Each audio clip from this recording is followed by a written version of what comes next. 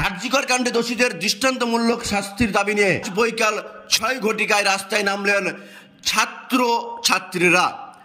পলাশীবাজার সহ আশেপাশের বিভিন্ন এলাকার ছাত্রছাত্রীরা একত্রিত হয়ে আজকের এই আন্দোলন সংগঠিত করে। ছাত্রছাত্রীরা মীরা বাস স্ট্যান্ডে দীর্ঘক্ষণ রাস্তার মধ্যে বসে পড়ে অবরোধ চালায়।